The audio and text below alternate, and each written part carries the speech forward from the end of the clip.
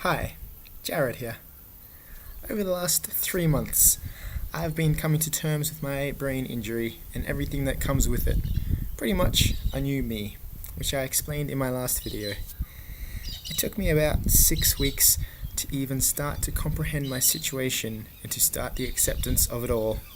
A brain injury is such a unique thing to experience, as the main ingredient you need to recover is time, and no one can tell you how long it will be. As no brain injury is the same, and people recover at different speeds depending on so many factors. The only way I have been able to accept this has been by having a certain mindset and learning from other people's experiences.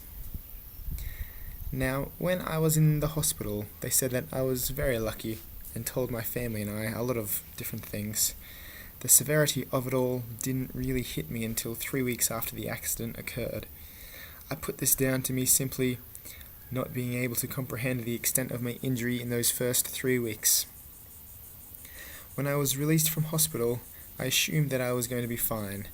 I was told to take it easy, have a few weeks off work, get lots of rest, and you should make a good recovery. I left that day feeling pretty positive about it all. Looking back, I had no idea what I was in for. I now understand that brain injuries are so unique, unpredictable, and a lot is not known about them. Now, I was working as a teacher and had 2 weeks off work. I wasn't able to do my planning, which I needed to do, and I've always been able to do it easily. What would normally take me 2 hours took me days, and I was a complete mess because I still could not complete it. This was one of my sobering moments when I realized that I was not capable of completing my work.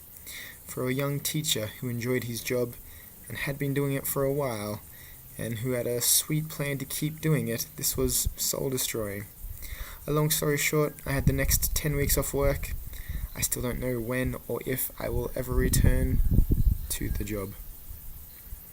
Around this time, I became curious about my injuries. I started learning as much as I could, and I came across some statistics about the type of injuries I had suffered. What I found out was that the 2 different bleeds I had are fatal injuries individually. I found out from my neurosurgeon that I was lucky to be alive with the type of injuries that I had attained. This changed my whole perspective on everything. Suddenly, I was not upset that I couldn't do my work. I really didn't care about many things at all. Work was the last thing on my mind, followed by many other things that were a big part of me, such as socializing and following my plans to move to another city. All I cared about was that I was alive and healthy, and my new plan was to get back to a functioning level of normality. From this point on, I was a different person. I was more aware of all of these different cognitive, social, emotional, and psychological changes that I was experiencing. This was when I started to note down all of these strange things. Now, all of this had an insane psychological impact on me. I was feeling things I never knew existed. It was and still is an emotional roller coaster to this day, as I can go through pretty much every emotion possible within an hour. I can be having a lovely conversation with a loved one, leave the room, then just break down in tears. I discovered some online support groups for people who have or who care for people with brain injuries. This has been a lifesaver for me, and I have spent a lot of my time talking to other people, hearing their stories, learning from their experiences, and trying to come to terms with what exactly I was dealing with. By talking to these people, I have realized how lucky I am and truly how amazing people are. From talking to these inspirational people, I learned that when you acquire your brain injury, you are never really the same person you were prior to your injury. I was hearing this and becoming quite worried. For my regular visits to different health professionals, I had questions coming out of my ears about different things. Some were answered well, and a lot were unknown, as each brain injury is so different. I decided that I had 2 choices. I could lay in bed, hoping that each day I would become closer to returning to my old self and eventually get back to work and get my life back on track again without a timeline of how long it would all take, or I could accept what has happened accept that I had a long, hard road ahead of me, filled with the unknown, and make the most out of this unfortunate event. So began my journey to recovery. To start with, my days were mostly sleep. I could endure very little stimulation of any kind. I would just lay for hours, as there is only so much sleep one can have. Hours turned into days, that turned into weeks of me lying down, just with my thoughts in my head about my future and everything that I had lost. A very sobering and terrifying time. Now, I had used mindfulness meditation before, and started to focus on my breathing. This breathing led me towards my thoughts and feelings, and this is where the acceptance began.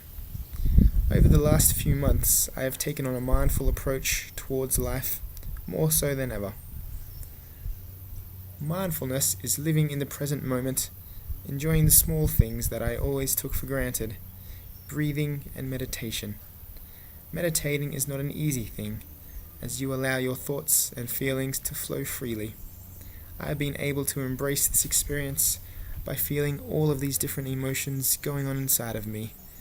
Sadness, anger, frustration, blame, emptiness, loneliness, fear, and feeling them completely. By having a mindful approach, I am able to distance myself from these thoughts and feelings enough to respond wisely and in a way that is kind to myself.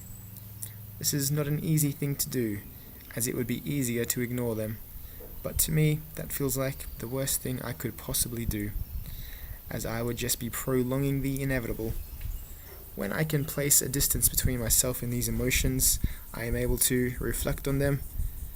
Now I write everything down. I started doing this because I could not remember things. Now I've realized that I do it more for myself. Recently, I have had a few busy days where I haven't had the time to journal my days. I didn't think anything about it at the time, as I was so exhausted and I just wanted to sleep. Yesterday, I realized that me recording my feelings and thoughts is for so much more than just my memory. It helps me deal with everything, specifically my acceptance of this whole thing. When I can see these things written down and I can go over them, it reminds me every day what I deal with. I believe mental health needs to be dealt with in a healthy way. I think of mental health in a way similar to a melanoma, which is a type of skin cancer. The longer you ignore it, the bigger it grows and the more dangerous it can be. If you accept what it is early on, seek help for it, then you have a good chance at being okay. From personal experiences, the quicker I accept reality, the better off I am in the long run. Sure, it may be hard, but in the bigger picture of life, a few months of terrible thoughts and feelings sounds better than a life filled with them, always popping up to haunt me. As my future is unknown, I am learning to not worry about the future by focusing on the present each day. This is a hard thing, as I am so young and have my whole future ahead of me. But right now, I just need to get through each day. It is such a simple yet effective thing to do, and by doing this,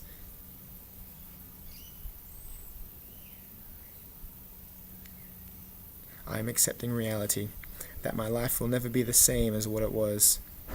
Some days this is the hardest realization in the world, and I just accept what it is, become extremely emotional, then move on. Throughout every day, I am constantly thinking about how I am going to handle my next activity. For me, I need to understand everything about something before I do it. This allows me to create a risk factor about things that could happen that will be too much for me and my brain. Then, I am ready for whatever is thrown my way. This whole process has been a lifesaver for me and has shown me the power of my mind and what it is capable of when you take the time and listen to it. By using mindful breathing exercises, I am able to control my anxiety, headaches, sensory overloads, and brain flooding to a certain point.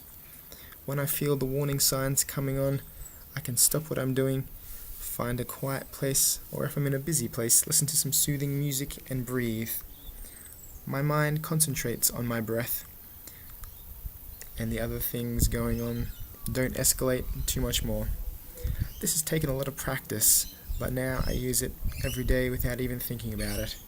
It is the one thing that I have found that works for me, as well as giving me the time each day to really reflect on how lucky I am. I am able to see the progress I have made and the lovely friends and family I have, whom I am extremely grateful for. For the first few weeks, I knew that I was not in a good place psychologically. I was concerned about this and talked to my doctor about it all. I was put on a mental health plan for situational adjustment disorder, which means that my life changed quickly and I was having trouble adjusting to it. Working with a psychologist is great and it's given me the help that I need by developing strategies that I can use to make my life a little bit easier. By doing this so early on, I have been able to start rebuilding a life around headaches, fatigue, and an extremely ticklish body. If you ever find yourself unsure about thoughts and feelings in your head, share them. Whether it's with a friend, a family member, a random person, or a professional. Coming from a guy that did it is worth it, and I would not be here in such a positive state if I didn't. For my next video, I will give you an insight into what it is like to retrain your brain. Have a nice day, and bye for now.